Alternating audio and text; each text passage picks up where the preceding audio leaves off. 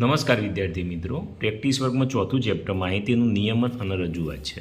જોઈએ કેટલીક અર્થપૂર્ણ માહિતી પૂરી પાડતી એકત્રિત સંખ્યાઓના સંગ્રહને ખાલી જગ્યા કહેવાય. તો જે માહિતીનો સંગ્રહ હોય એને ડેટા કહેવાય.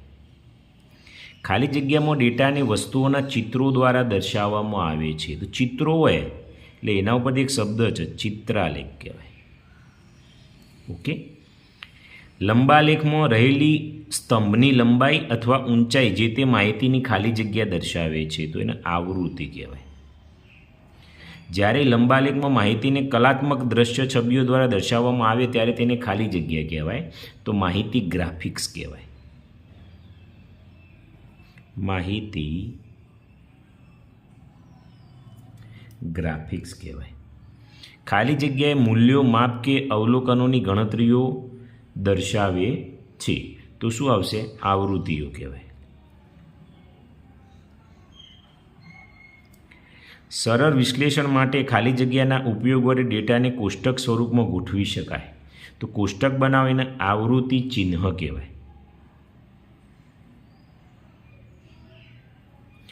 લંબાલેખમાં એક એકમ લંબાઈ એટલે 5 કરોડ, તો 8 એટલે 8 પંચો 40. લંબાલેખમાં ખાલી જગ્યાને આડી કે ઊભી રીતે દોરી શકાય છે, તો સ્તંભ.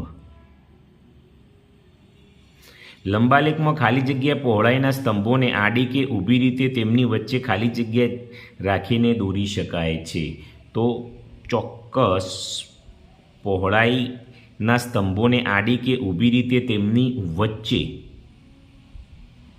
સમાન જગ્યા રાખીને દોરી શકાય છે. ડેટામાં 7 વખત આવતા અવલોકનને ટેલીમાર્ક એટલે કે આવૃત્તિ ચિહ્નના ઉપયોગથી ખાલી જગ્યા રીતે દર્શાવવામાં આવે છે. પહેલાં 1, 2, 3, 4 અને આવ્યું 5, 6 અને 7. ઓકે, આ રીતે દર્શાવવાનું હોય છે. અહીં જો ટેલીમાર્ક્સનો ઉપયોગ કરતા ચિહ્નોમાં 9 દર્શાવવાના છે, તો 5 અને 4 9 એટલે શું આવશે? બી આવશે. ચલો પાછળ જોઈ લઈએ શું કહે છે. આવું આપેલું છે, આ 50 છે, તો 1, 2, 3, 4, 50 ને 5 વડે ભાગો તો 10 આવે, એટલે અહીં શું આવશે? 10 આવશે. સી. કોઈ ચોક્કસ અવલોકનની સંખ્યાને ખાલી જગ્યા કહેવાય, તો એને આવૃત્તિ કહેવાય. ખાલી જગ્યા ડેટાની ગણતરીને સરળ બનાવે છે, તો ટેલીમાર્ક પેલું આવૃત કોષ્ટક હોય. એક સંકેત 40 ફૂલ દર્શાવે છે, તો 240 ફૂલ દર્શાવવા માટે કેટલા સંકેત દોરવા પડે? તો 40 ગુણ્યા 6 કરીએ તો 6 ચોક 24 એટલે 6 બતાવવો પડે, એટલે 5માં શું આવશે? એ આવશે. લંબાલેખમાં 2 લંબચોરસ વચ્ચેની જગ્યા હંમેશા ખાલી જગ્યા હોય છે, સમાન જ હોય. ચિત્રાલેખ ડેટાને ખાલી જગ્યા સ્વરૂપમાં દર્શાવવામાં આવે છે, તો ચિત્ર હોય. તો અહીં 1, 2, 3, 4 ટપકો એટલે 200, તો 2 ટપકો એટલે એના અડધા 100 આવે, તો અહીં શું આવશે? 8 એ આવશે. ખરો ખોટો? જો કોઈ અવલોકન 5 વખત આવે તો તેને આ 1, 2, 3, 4, 5 બરાબર છે. એક ચિત્રાલેખમાં એક જ પ્રકારના ચિહ્નનો ઉપયોગ થાય. સાચી વાત છે. જો એક જ પ્રકારના ચિહ્ન છે આ ચિત્રાલેખ. ડેટાના આયોજન, અર્થઘટન અને સમજણથી જે પ્રાપ્ત થાય તેને માહિતી કહેવાય છે. સાચી વાત છે. કોષ્ટક દ્વારા રજૂઆત એ ચિત્રાત્મક રજૂઆતનો એક પ્રકાર છે. કોષ્ટક દ્વારા આર્ય ચિત્રાત્મક કહેવાય, એટલે એ ખોટું છે. આલેખના પ્રમાણ માપની પસંદગી ડેટાના વિસ્તારના આધારે લેવાય છે. બરાબર છે. એનો વિસ્તાર નાનો અને મોટો નક્કી કરવો પડે. સંખ્યાત્મક માહિતીનું ચિત્રાત્મક સ્વરૂપ એટલે ચિત્રાલેખ, તો સાચી વાત છે. લંબાલેખમાં સ્તંભની ઊંચાઈ મહત્વપૂર્ણ હોય છે, કારણ કે આ ઊંચાઈ ડેટાના મૂલ્યના સમપ્રમાણમાં હોય છે, તો આ પણ સાચું છે.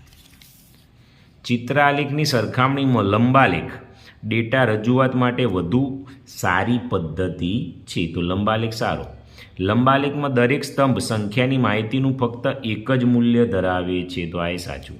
ચિત્રાલેખમાં દરેક ચિહ્ન કે ચિત્ર શું દર્શાવે છે તે માટે પ્રમાણમાપ આપવામાં આવે છે, તો એ પણ સાચું છે. પ્રમાણમાપ હોય તમને પાછળ આવે એટલે સમજાવીશું. આવૃત્તિની ગણતરી માટે લીટીનો ઉપયોગ, તો એને શું કહેવાય? તો એને શું કહેવાય? લીટીનો ઉપયોગ, જે લીટીઓ દોરો એને ટેલીમાર્ક કહેવાય, એટલે બી કહેવાય.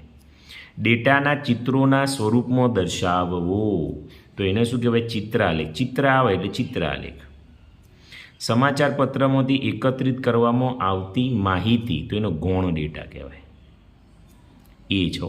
ચોક્કસ ઊંચાઈનું લંબચોરસ અને તેમની વચ્ચે સમાન અંતર રાખી દર્શાવવામાં આવેલ માહિતી, તો વિદ્યાર્થી મિત્રો એને લંબાલેખ કહેવાય. કલાત્મક અને દ્રશ્યમાન છબીઓ ધરાવતી માહિતી, તો એને શું કહેવાય? તો ઇન્ફોગ્રાફિક્સ કહેવાય. બરાબર છે. આવું દાખલા છે એ આપણે નેક્સ્ટ વિડીયોમાં જોઈએ.